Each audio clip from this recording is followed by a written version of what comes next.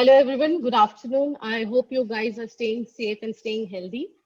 We have a very interesting session aligned for us today. I will not take too much of time and we would rather save that for chef's chat up. But Sanket, over to you, please take it ahead. Thanks, Trupti. Uh, Good afternoon, fellowpreneurs. So, in today's day and age where people and brands are rebuilding, a lot of us are trying to leverage digital media to see an uptake. To advise us on this, we couldn't think of anyone apart from the chef extraordinaire, Padma Shri Sanjeev Kapoor. Uh, he I think is the brightest north star of gastronomy and undoubtedly the most popular figure on TV. He showed the way to the cooks to become chefs and chefs to become entrepreneurs. He wears many hats from hosting cook shows to writing cookbooks to owning a food channel to owning restaurants, kitchen equipment, FMCG products, and horde of digital first businesses. Chef Sanjeev, I would first like to welcome you by congratulating you on your efforts you've taken towards COVID relief. Of course, the governor of Maharashtra has also acknowledged and facilitated you for the same as well. Thank you, Sanket. Thank you to Thai Food Network for inviting me here. Thank you very much, and welcome to all the people who have joined. And a big thank you. And as you said, that hope everyone is staying safe, getting ready for vaccination if they have not already done that. So, Chef, I'll keep it simple. We'll have a very Q&A format, and I'll also keep taking audience questions in between and throw them to you. So, so Chef, I'll start from where you kind of came to be known as a figure on TV. So your first show was Khana Khazana, which ran for 18 years and was the longest running show in Asia in the cooking space. So did you think back in 1992 that people will take to watching cooking shows on TV? I mean, of course, you topped it up by selling 10 million plus cooking books. Yeah, I know that I will be the president of this country someday, few years from now. Of course, I know everything. Actually, when you start something, you don't know where you would go. You can have, and especially if it is a new thing. So when I started the TV show, at that time, that was the first cable and satellite TV channel that was getting launched. So to predict and to say that it's something it'll be so popular, it'll be like that. But you always wish for the best. So when you start your life, you don't think about dying, you think about living, and you think that you live forever, right? So when I started, that's what I thought, that this is something that I'll make best out of it, and which I did. Wow. So again, going back to TV, so no one would have then imagined a full-blown 24-hour channel dedicated to food, and you launched FoodFood channel a decade ago. So my question is, so what steps did you take to capture a full-blown 24-hour channel dedicated to food? What steps did you take to capture audiences across geographies and time units of the day? Sure. So I think before we get into that, first should be that why should I launch a 24-hour food channel? And this was back when people they couldn't comprehend what I was saying. So I first started talking about it about 17 years ago, when I started throwing this idea open to people, and to the point when I actually launched. So my motivation to do a TV channel 24/7, I must share that journey and what was the reason for that. So I saw that I was building my fortunes based on a TV show, which became popular, which was just a half an hour TV show on a TV channel. And I was building other businesses on back of that, some popularity that I was getting through that. Naturally, other things that I did that also made me better known. So whether it was books, website, or anything else that I was doing at that time. But the primary driver was still the TV show. And I realized that I didn't own the platform. It was not something that I was, the risk was that if the TV show stopped, right, you could take it to some other TV channel, but again, if they don't take it, then what happens? So I realized that having your own reach platform was, in some sense, critical. And so I wanted to mitigate that risk. And for that, I thought that what if I create my own reach and I create more talent, and be part of that and own that would be something that would be smart too. And that's exactly what my mind said. And I started thinking like that. And anybody I discussed that with, they laughed it off. That what are you thinking? A TV channel, 24 hours, only food. How can that be? And they thought that I was mad. And that actually is a big motivation for me. When people write off my ideas, that motivates me. That, okay, now let me show you and let me prove you wrong, kind of a thing. And that's what I love doing. That. And then I made up my mind. This is something that I will do no matter what people think and say. And about 12 years ago, I actually launched FoodFood. And now, when you launch a TV channel, it's not a new medium. It wasn't a new medium. It was something where there was a lot of data that was available. There was a lot of information that was available. Content is something that I understood, but in terms of who should it be for, right? So there's an environment of cable and satellite. So you exactly knew at that time we had about 110 million households in so-called. So TV industry back then, actually even now, is divided into two big geographies, so to say. One is Hindi-speaking market. The other is non-Hindi speaking market. And then it could be the other markets. So these are the large two areas. So we decided that I was on ZTV earlier with Khana Khazana. That was in Hindi speaking market. So we thought that, okay, that's what we will go for. And that time, digitization had just begun. And we knew that we will go beyond Hindi speaking markets just because of digitization. So my first thing was to our team, our distribution team, was that let's be in all digital homes to begin with, which were very few.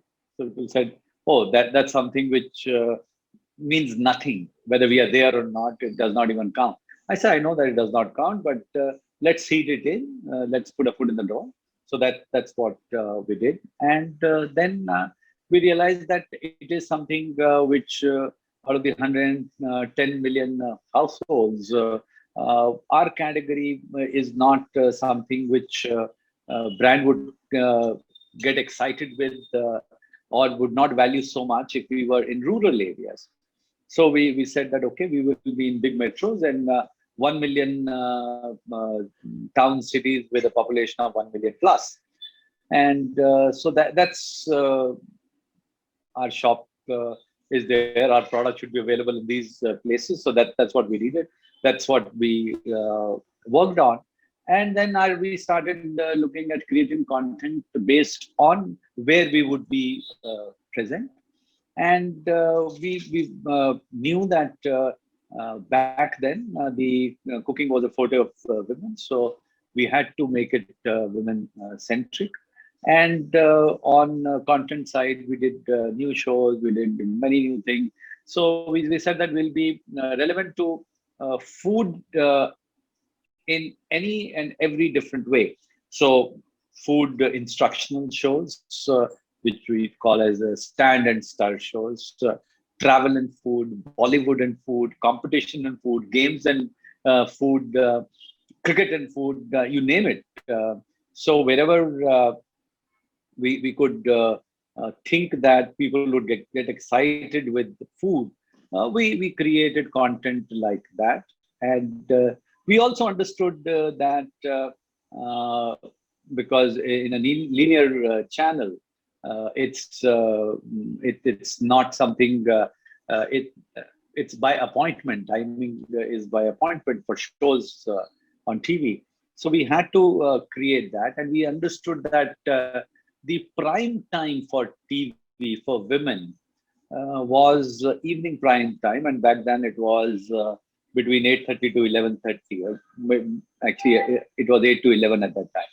So we said that okay, everyone said okay, this is the slot to go after, and I was clear. We said no, we are not doing that, because that time it was more single television set households. I said no, as a family, we need to give them a chance to watch whatever more generic entertainment. So we created our own space, which was the afternoon space. So we created our own prime time, and from 12 to 5 p.m.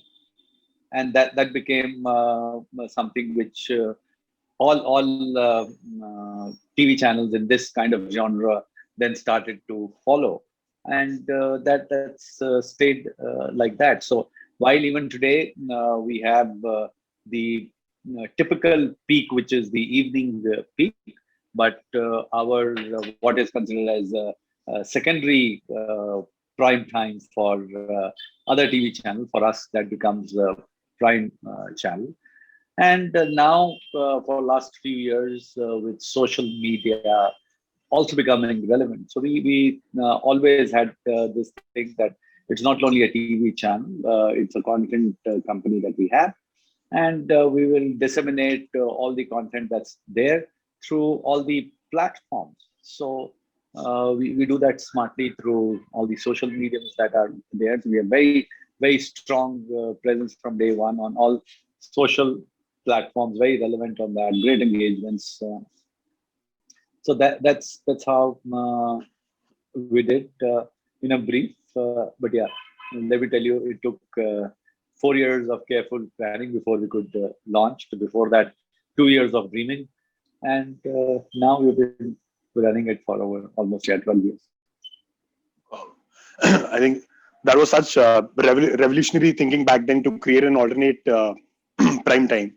So from variety of content, I would like to move to the variety of restaurants that you've created. So you, with SK brands of restaurants, you're in more than 10 plus countries and 81 plus stores. Would you want to elaborate a little on the challenges of operating fine dines across multi-country operations and standardizing food systems and processes across geographies? Sure. So first and foremost, I think the number since has changed because of COVID. A few stores have shut. So it is probably close to about 65 outlets that we have. But in terms of variety of stores, in terms of positioning, what you have in Dubai or in New York, you cannot have that in Jalandhar or in Satara, right? So you have to look at the share of the wallet, what would be there, and have concepts based around that. So in terms of restaurants, so we don't have restaurant that's a cookie cutter restaurant. So the brand may be same, so menu is similar, but people often mistake this, that it has to be same everywhere. Actually, nobody does that. People think it is same. It is not. Starbucks coffee in Mumbai and Dubai is different. Is Dubai? It's different in London. It's different in United States. The cup is the same. It's the packaging. It's the impression is the same. Core products. It's even let's say a tea brand in India offers different tea leaves in different regions in India. Absolutely. A McDonald's does not serve same menu in Japan, Middle East, and North America and India. It's all different menus. It's different products. Coffee is different. It's not just the burger. So it is customization that is there. But people think it is same. Actually, it's not. The offering is different. Restaurant business by nature, largely, and especially the category that we are in, and our largest brand in terms of numbers is the yellow chili, which is casual, which is not upscale. It's great value for money. It's more a neighborhood brand. Neighborhood brands are you have to take care of that neighborhood.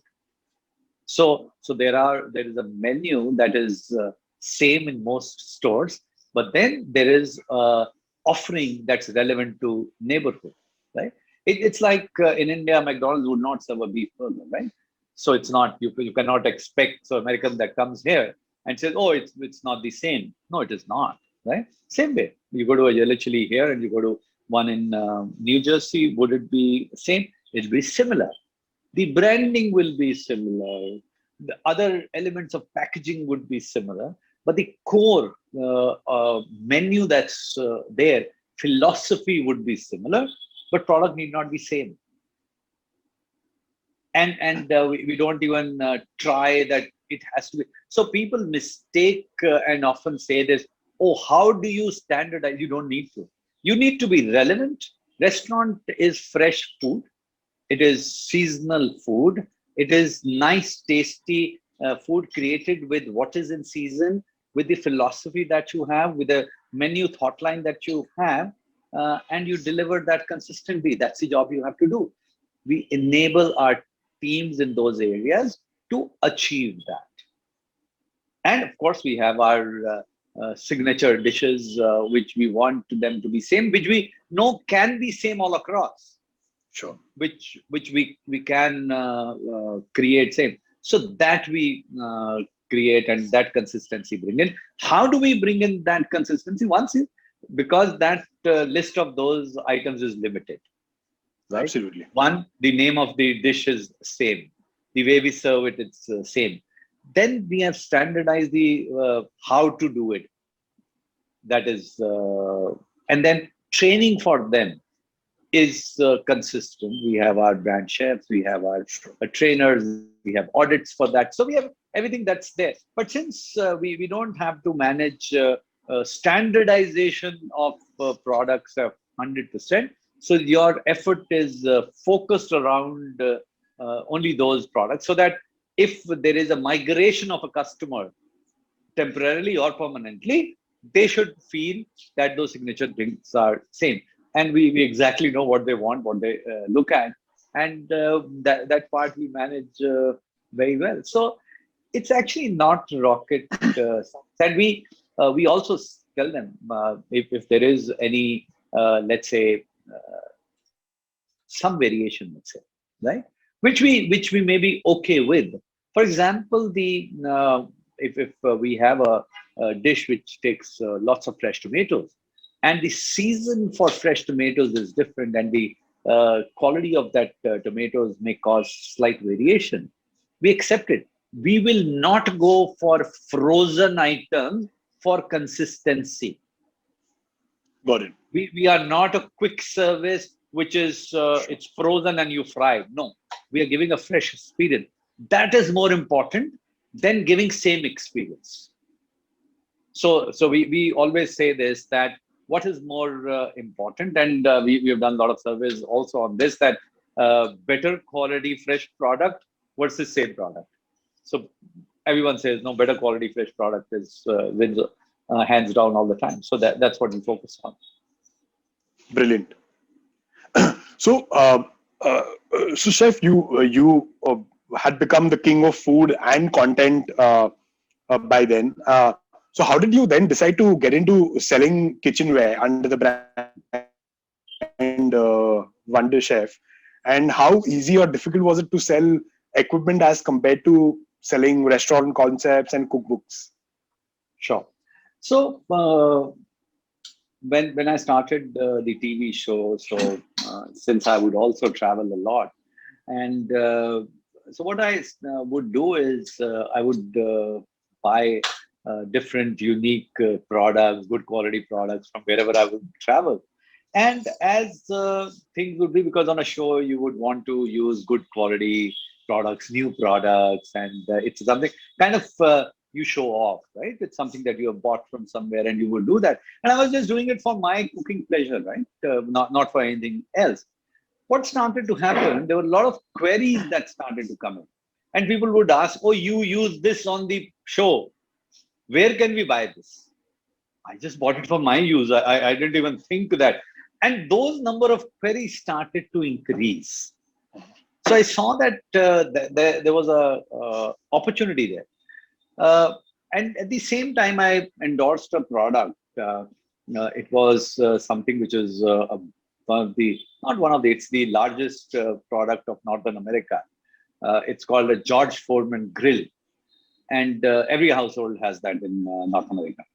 And that product was launched in India. I endorsed that with Smriti Irani back then. And that product in India was called as Sanjeev Kapoor Tandoor. Okay. And that product became a rage. It became very, very popular. Sanjeev Kapoor Tandoor, tel nikale, tapak, tapak, tapak. That was the catch line. It became very, very popular. And for whatever reason, the company that was bringing that had issues and all. They stopped that in India. And now everywhere I would go, people would ask me, "Arey wo Sanjeev Kapoor Tandoor aapka nahi milta hai." Okay. I was just endorsing that, and they had the agreement that they could use my name for that. And everywhere I would go, Sanjeev Kapoor Tandoor, Sanjeev Kapoor. And also any new product that I would use on show, they'd say, "Wo kahan milega?" So I saw an opportunity there. Because there is, if you keep your ears to the ground, people tell you what the need is. Like for books, always my publishers say, "How do you get it right every time?" A title you would say, "Ye karte hain," and it will become a bestseller. How do you get it right every time? I said, when I go and meet people, let's say if I'm doing a live show in Indore, and I ask them, "Okay, ask me anything." Then people will say, "Oh, do you have a book on microwave cooking?" "Oh, no, I don't. But I know that there is a need." And how to extrapolate that, how to put that in perspective. There may be two people in a show. If they ask how to put that in perspective, that's analytically, God has been kind. I understand the numbers. I understand all these things. So it's very easy to do that. So for genesis of Wonder Chef, that was the story. And I would, so my partner and now the co-founder for Wonder Chef, he used to head a restaurant company, and they had a tie-up with us to open our brand restaurant. He quit that job, and we used to meet regularly, and he was looking at another job. And I said, "It's time for you to start your entrepreneurial journey." He was not sure, because to give up a job which is something big and something which pays a lot, how do you give that up? And anyway, I could convince him, and both of us started Wonder Chef, and it continues to do well. In Corona time, pandemic time, most people thought that even we were worried what would happen. Fortunately, home cooking has become popular. Yeah. So has Wonder Chef. It's become quite a rage. Yes, so we can't complain. So while restaurants has taken a big hit, but at the same time, content and Wonder Chef has done well. So I would say that there are more pluses in business for us, for us as a company overall, as a group. If I were to say, we have probably on business side, we have done better than what we did last year or the year before. Absolutely, I'm sure. So just taking a cue from what you just mentioned in your comment, Chef, about the Sanjeev Kapoor Tandoor. So does a thought ever cross your mind now that, I mean, you pretty much have businesses across so many subsectors within the food industry, to stop endorsing brands in which you don't have a stake? Does that thought ever cross your mind? Yeah. So it's not just today. There's been a well thought of strategy for a very long time. So I don't endorse brands which come to me with value added products. So I typically endorse categories that I'm not likely to get into business. And what are those categories? Categories of commodity in food. So I don't see myself selling plain rice, dal, Sure. dhania mirchi, right? Or Ariel for that matter. So those are the categories that I would endorse and lend my face and name and trust for. But other than that, I don't do endorsements for categories that I'm likely to get into. I don't do that, and it's not for today. Maybe last 10 years. That's a very well thought of strategy, I would say. Sure. So another question from your comment. So you said that your one of your core employees, you asked him to become an entrepreneur and your partner. No, not So more core employee. Sorry, he was working for some oh, other sorry. large company. Yes, he Sure. was working, but Sure. we used to meet because we were the franchisor for our brand, and he was heading a franchisee company. So yeah, Absolutely. Okay. So yeah. I how do couldn't you? afford him. I couldn't afford him. He was on a very high side. I'm sure you can afford most of our chef. How do you kind of make decisions on bringing partners on board, and what's your mantra to build a great core team to keep all your businesses afloat and obviously like prosper further? Sure. So I think any partnership, any joint ventures, it has to be first meeting of the mind, and it has to be meeting of a value system. So one of the criteria that's there is that so it's largely it's a person to person deal, not a corporate to, because what I've realized is that a person to person relationship can be built company to a person, because then you are talking to a company's representative, not to the owner, right? So that is something that we've seen that what works well for us is when we are doing business with person to person, owner to owner, principal to principal. And one of the criteria is, do we see ourselves meeting at each other's house? Do we see our families meeting each other? Do we see that we would be also friends? Can we go on holidays together? So build that kind of equation first. And once that journey is taken, we realize that then it becomes easy. Business success, in any case, there is always a chance, no matter you may have world's largest as your partner, whether that business will succeed or not, you don't know. But we say that if relationship succeeds, the chances of business success is higher. So we first focus on the relationship and then build that business. So that's how we have, and as we go along, the relationship and business both keep on building. Interesting. So, Chef, I believe you obviously have, I think, some new line of businesses in the RTC product space as well. So, how do you decide the various distribution channels for all your retail products, be it equipment, ingredient, RTC, RTE, etc.? Yeah, so let's look at Wonder Chef. When it started, I wanted it to be unique. I remember I was coming back from, I think it was a flight from Chicago.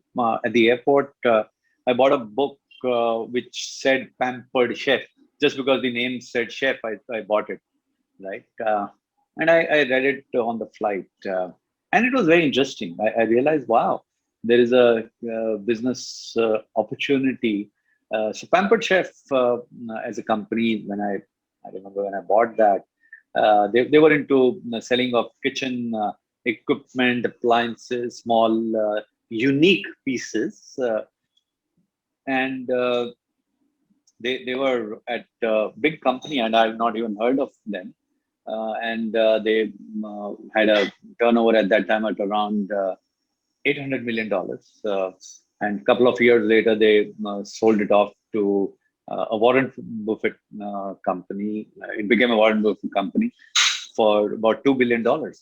So when I was reading that, I realized that they were using a unique distribution system, and it was more a combination of more Tupperware, Amway, Avon, that kind of direct-to-home network. So I thought, okay, this is something that we could do. So that's how we started Wonder Chef. And for say first 6 months, we started working on that, and we realized it was very tough to get people under your fold, to sell that, to build that kind of a system.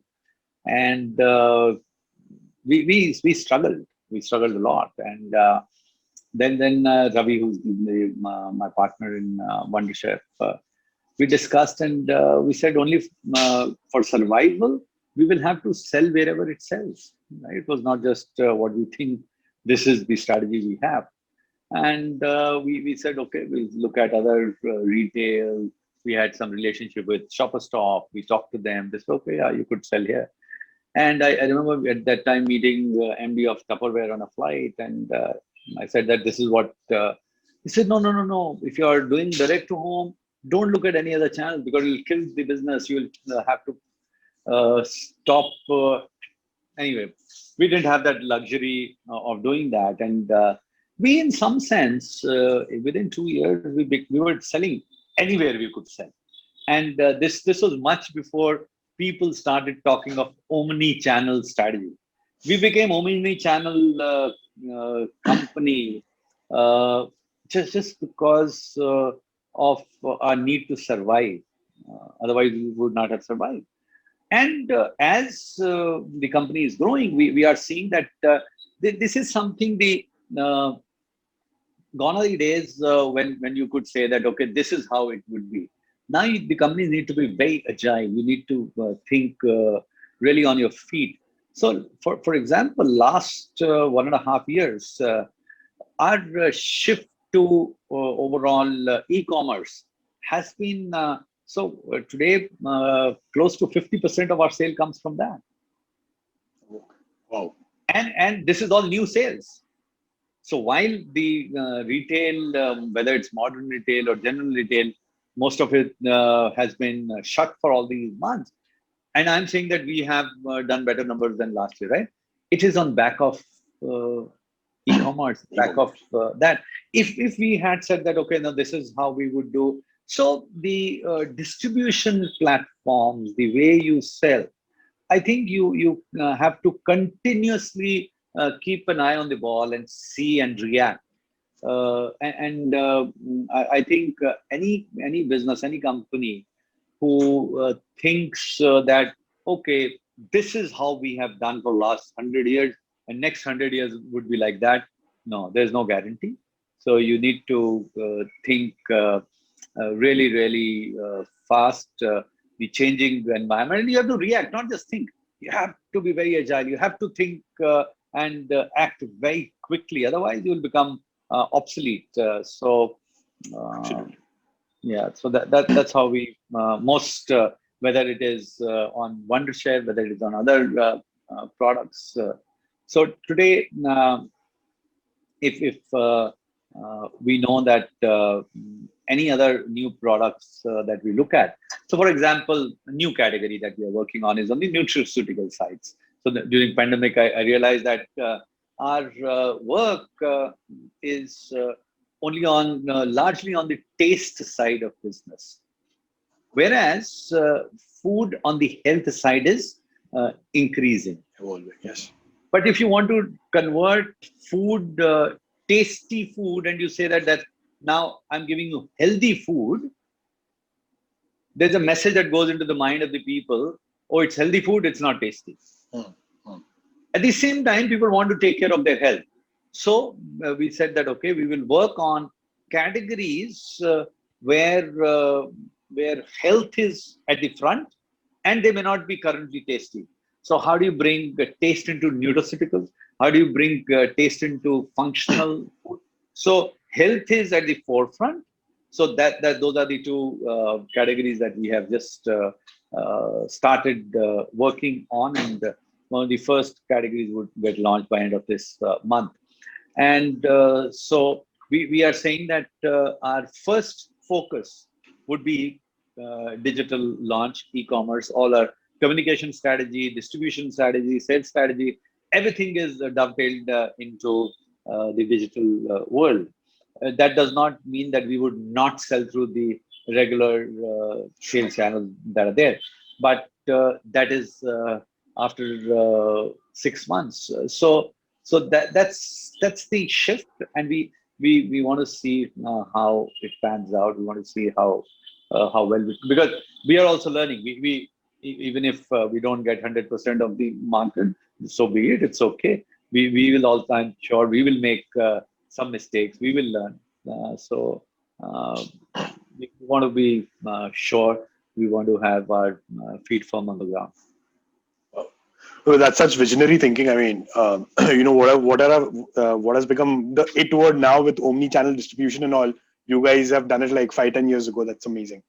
So, Chef, what is your opinion on the automation within the food service industry today? And do you think this automation will also eventually trickle down into the homes, or will it just stay in the commercial kitchens? So, see, automation is happening. It's everywhere. It all depends on to the extent and how do we view it, right? And it's there is automation at all levels. So if at times automation is done to bring in efficiency of cost, at times automation is done to bring in more luxury, right? So it depends on where your position, whether it's brand, businesses, or household, right? So what they can afford. So whether it's at, so you may look at a manual chopper with a string chopper, right? You can buy it for 250 rupees. Okay, that's automation. That's a manual automation that's there. Then there is a NutriBlend that you have, which is works at 20,000 RPM and it's electric. Then you will have mixer grinder. You say, no, now I have something which is much higher. It's a pro version. At all levels, that would be there. And then there would be some luxury things would be there. So, for example, the car that I drive, I realize that the automation is there to an extent to give you comfort, that the overall number of motors in that car is 550 motors. Oh. Now, I said, how come? Then I realized that for everything, there is a button. I can take my front seat, I can do forward, I can turn it, I can head this, all of that. And then I said, yeah, actually but then 550 motors, but they realize that they're small, that, okay, your mirror goes from here to here, you could do this, the lights can go it's a simple car, right? Now, that you can do in any industry, whether you have the luxury or not. So automation will come in either to improve efficiency, to bring the cost down, or to give you more comfort. So it is bound to happen. Now, some things would be talked more. Certain things will just happen, and we would not even know So people will get excited with few things. They will see that, okay, there is a pizza making machine for restaurants, and in WhatsApp will do. But look at bread making at home. We've had this machine for over 50 years. Right. It's not something that's new. So it's a flat bread. A pizza is a flat bread. It's not a big deal, right? So automation, roti making machine, but the cost benefit of that, we've still nobody's been able to crack that, to buy a machine which can make suboptimal roti and buy that at 1 lakh, does not make sense. So automation has to have a purpose, Sure. right? But it will continue to happen. You cannot stop that. Yes, there is always there is a stop that's there where people want to go back in time and tradition, nostalgia. That's what is there. So mitti ke bartan mein. Yeah. So that's in some sense. वो मिट्टी का बर्तन while making that there may be automation, but at home it'll still be मिट्टी का बर्तन. You can't do automation in that. So for food service also they would be there, but would we see robotic intervention in India in food service in restaurants and all? No, not in a rush. Would it be a novelty? Anywhere in the world it can be a novelty, but it cannot be game changer because of the sheer population that we have. We have to provide people with the opportunity to work, with opportunity to earn. So these kind of interventions will not be promoted, will not become commonplace. So and they would not be very, in some sense, efficient. So the entry-level barrier that would be created by everybody, by society, by government, by situations would be high. So we will. Eventually, would it happen? It will happen, but in India, not in a rush. Sure, that's a fair point. No, so on a lighter note, so like how Sanjay Datta had said in that Munna Bhai कि तोड़ते वक्त पता नहीं था 206 bones होते हैं, वैसे गाड़ी चलाते वक्त पता नहीं था 550 मोटर होती है. नहीं, सब में नहीं होती, इसमें है. Of course. 100 भी हो तो बहुत होती है. 100%. Yeah. So chef, today everybody in the food space talks about cloud kitchens. I mean, so what's your opinion on the cloud kitchen space? I mean, you come from the fine dining background, but still. No. See, this has always existed. Sure. It's not. It's just that now it's got a fancy name: ghost kitchen, dark kitchen, cloud kitchen. Yeah. But it's a kitchen which is cooking food, but to have efficient rental places only for delivery. Actually, this is something I remember 20 years ago. In London, somebody started, I think it was Bombay Bicycle was the brand, and it was very efficient. Domino's did it, right? Many years ago. In India, it was not something that it was done 2 years ago, right? They did it many years ago. So, what is the future of it? I think the business of currently the need, most of these are fulfilling a need of eating out, right? At home, eating out at home, right? But and that convergence is happening. Why do we not see home style food being available? Because restaurant style food, these dark kitchens are using that arbitrage that's available. In mind of the customer, a biryani in restaurant is priced like this. When I order from a dark kitchen, it still sounds a great value, though I'm not using the place, space, air conditioning, toilet, nothing I'm using. Yet, so that arbitrage is being played on. But the real story will start when the efficiency in that is passed on to the customer. And the tech cost that currently is going there, which otherwise would have gone to the restaurant rentals or staff or other things. Once all this correction happens, currently it's not something which can go on like this at this price point. Okay, so consumer has to change. Consumer has to learn to understand everything and has the right to know that. There has to be more transparency in these dark kitchens. There has to be. So I would say the future is not of dark kitchen, cloud kitchens. Future is for naked kitchens, transparent kitchens, where you should be able to know what is the hygiene standard, what it is, cost, price, everything is something that's there. And then there is a fair margin for everyone, and customers should be able to pay for that.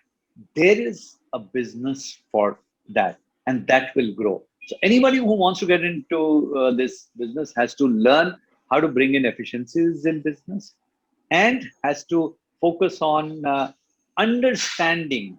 Just because everybody is doing it, you do it. Nobody looks at how many households. So in Andheri West in Mumbai, what's the population there?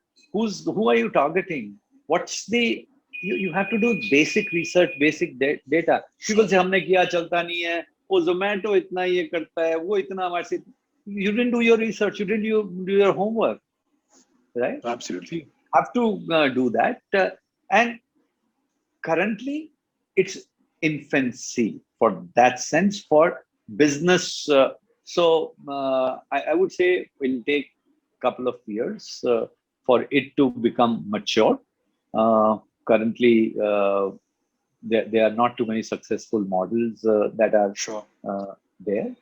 So it'll take a couple of years to become get successful models out of this, and then it will become serious business. I think very well put. Very well put. Chef, very intrigued to ask you this. So you are the king of mainstream media. I think you're more popular than most actors on TV. And you are the reigning king on social media as well. So how different is the audience on both these mediums, and your advice to the upcoming food influencers of the day? Yeah, so naturally, in both mediums, not just both medium, each medium is who uses it, right? There is a set. It's not who you are. It's the medium is stronger than the personality. You can shift your people if you are exclusive to a medium, right? But if you want to do everything, then the medium becomes a primary driver. So television viewing, because there's a set viewers for that. There's an age for that. So we have all that data. We know, okay, what kind of people watch that, what kind of viewers watch that, where it is watched, and you create your content based on that. Same is the case. So while Facebook and Instagram may be owned by same company, right? But the content strategy has to be very different. A person who is using Instagram is very different from a person who uses Facebook. And somebody who uses Facebook probably does not even get what Instagram is. They don't even know how the swipes work in that, right? So each medium you have to understand, then see how you can create relevant content.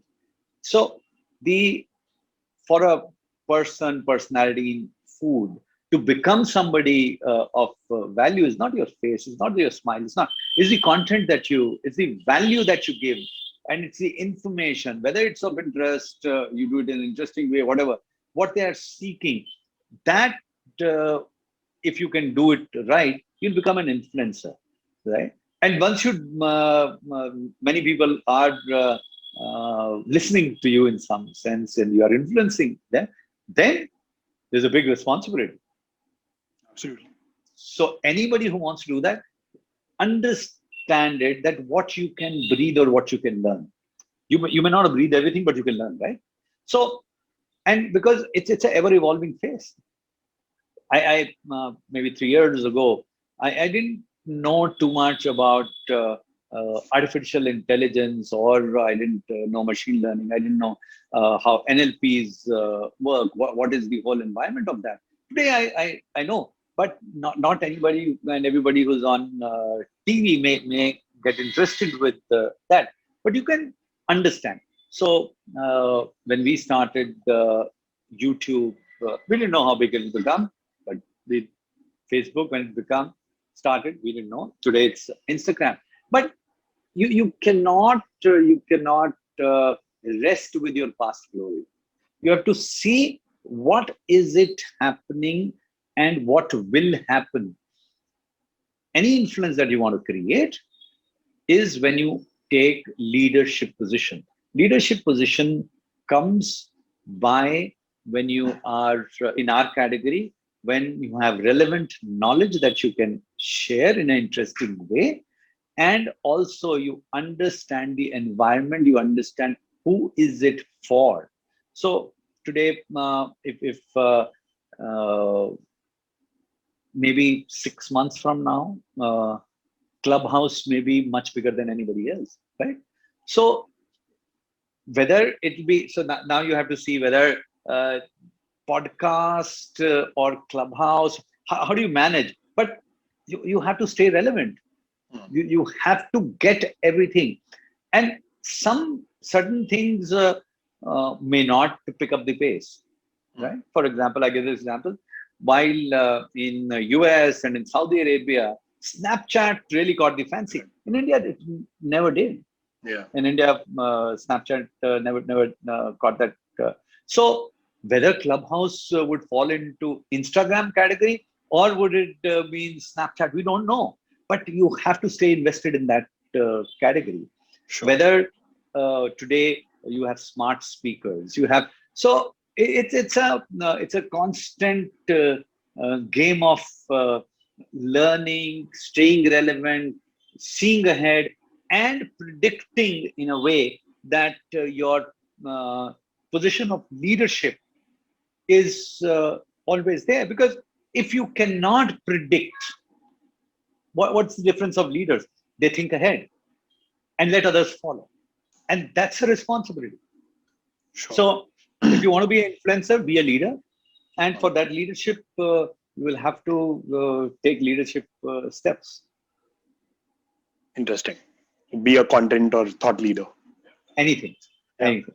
Exactly. So, Chef, so I wanted to ask you this. So, do you think that, giving your personal brands sometimes to your businesses kind of overshadows the business? I mean, have you seen that? So to simply put it, like, what are the pros and cons of giving your personal identity to a business? So this is something that the first extension that I did, we thought of it back then, maybe 25 years ago. It was for the first book that I was launching. And should you make yourself bigger than the business, or should it be? Then we discussed this, and there were good marketing minds, and we spent months and months on this, and we realized that a personality, a person brand is finite, has a life. No matter what it is, it's a finite thing. So how do you do that? But if you create a brand of a person, then in the lifetime there's a brand, and beyond that, they don't become a face. So there are many parallels in fashion, right? So you would see whoever could be Calvin Klein may have different ranges. Giorgio Armani may have. They may have. So there's no right or wrong. What you make of it, if it works, it's right. If it does not, it's wrong. Then history is written later. But if the intent is to create history, you don't worry about what would be written. You're more interested in what you want to create. Okay. So I would say that while we debate, discuss, but we don't over-intellectualize this, because we realize that if the Apple may have been dead, right? It's hugely successful, so we talk a lot, but it may have just shut shop and gone. Thank you very much. Who knows? Sure. Right? Happened with many big brands. Hotmail, Yahoo. Absolutely. Right? Probably this generation will say, who? Hotmail? Sorry? Who Sabir Bhatia? Sorry? What? But so we don't know what's right or wrong. And in each category, there's enough data. So you say that, okay, what is the context today? What can you see? What do you believe in? And you take those risks. And that's what, again, the leadership teaches you, ability to take risk. So there are inherent risks in both. So I remember in the book, what we created, we said that people will buy the book because if they see the face. But this face will age. So we created a mnemonic at that time, which we continue to use after 25 years. So if you see in our Wonder Chef products, It may still have my face, ad may have my face, but there is a kind of caricature that's there which says seal of trust, and it is my picture. It's somewhere loosely how the KFC kernel that's there, but this is something that we started 26 years ago, right? So was that right? What is right? We don't know. And so, sometimes it's something that you may want to do something, but the commercials are so different, attractive. Your partner, certain things. So for my restaurants, let's say I said that we should not call them as Sanjeev Kapoor's, right? So then what we have done is we say that, okay, any business that we do would get the chance to have the endorsement from Sanjeev Kapoor for a period till it can stand on feet. So it's Sanjeev Kapoor's Wonder Chef. So if you see, we could have called it Sanjeev Kapoor, right? Sure, of course. But we realized that while we have certain businesses under Sanjeev Kapoor brand, we have our crockery called Sanjeev Kapoor. We have glassware Sanjeev Kapoor. So we keep on working on different things, and that's what the excitement is. Again, sure. Is it right or wrong? I don't know. I don't have the answer. Fair enough. Fair enough. So there's a question from K.S. Narayan. I think his question is how important is it to create a personal brand in today's age versus just creating your company as a brand? And what do you have to keep in mind while creating a personal brand? Some of it you've obviously already answered. Thank you, KS. KS is a very big name in food in our country, and I'm glad and happy that I have the opportunity to work with him. There are all the new projects that on food that are there. We are working together. So thank you, KS, for asking this. I think let's look at my case. I was not building my brand, right? I was a teacher on TV. Sure. I was just sharing knowledge, information, and that became a brand by extension. That credibility of information that I shared could be leveraged to create other brands. So if you have that opportunity, nothing wrong in it, because otherwise you will take much longer. So it's the case of using a brand ambassador, right? So if you can have the luxury of being your own brand ambassador, why not? Why not? If you can do that, but otherwise, because personality brands have a finite life, it is always better to have, because businesses are perennial. They don't have a finite life. They go on forever. They have the potential to do that. Human brand does not have that. So it has that limitation unless you create it in a way that it is in the minds of the customer. It is no longer in flesh and blood. Okay, you have that ability to create that transition. So my suggestion would be create a brand, but if you have the luxury of using a personality to endorse it, to give that more familiarity, more trust, bigger reach, by all means, go for it. Got it. So I'll ask you this final question from Sanya. So she asked you, in this clutter of multi-cuisine world and multi-chefs, what would you do today to stand? I mean, if you to start something today, what would you do to stand out? I think there is always opportunity to stand out. You need guts. You need to, and don't go out of your grain just to stand out. You have to stay true to who you are. And that could be your area of expertise, your area of knowledge, area of who you are. So don't try to become somebody else. If you are very good with tennis, just because India and everybody plays cricket, don't try that. Try something in tennis. So understand what you can be good at. Either you would know, or people around you who are honest with you, they can tell you.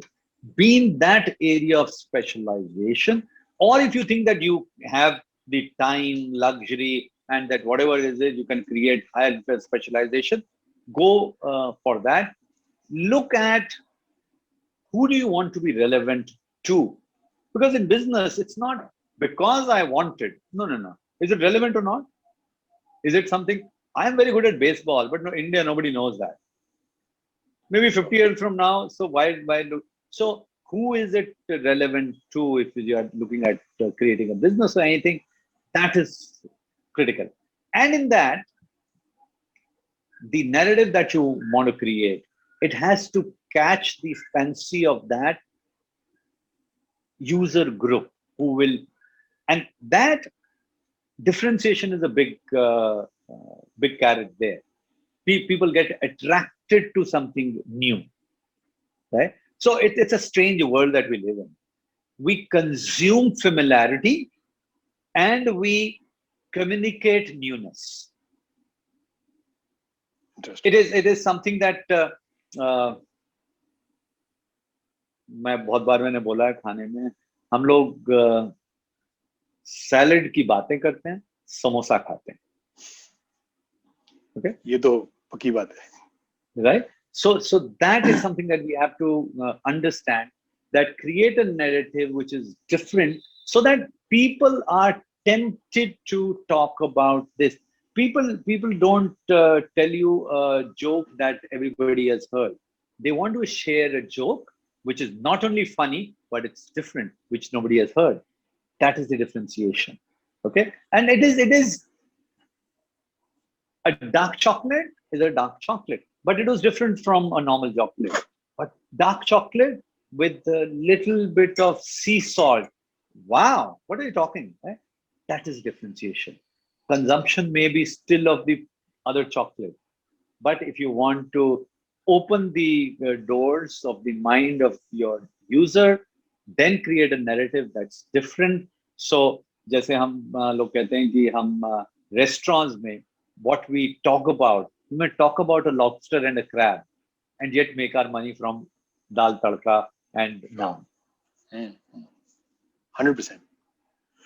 No, Chef, thanks so much for taking out time today and inspiring us. I think you've uplifted the chef community, you've uplifted the Indian food at a global level, and I'm sure you'll continue to uplift the Indian food service industry during these times. This is Sanket S signing off. I'm a serial foodpreneur, and currently I'm founding Volume Up, a tech platform that helps influencer and legacy food brands to scale across geographies with zero capex and opex. I'm also the core team lead of Thai Food Network. With this, I'll hand it over to Trupti. Thank you very much.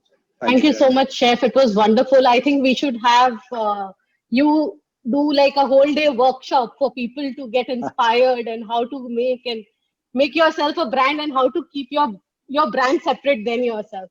So I think this was a very, very wonderful session. We had people from US, Germany, Dubai, Melbourne. So I think we covered globally. Fantastic. Thank you very much. I really enjoyed. Thank you, Sanket. Thank you, entire team of Thai Food Network. Thank you very much. Thank you.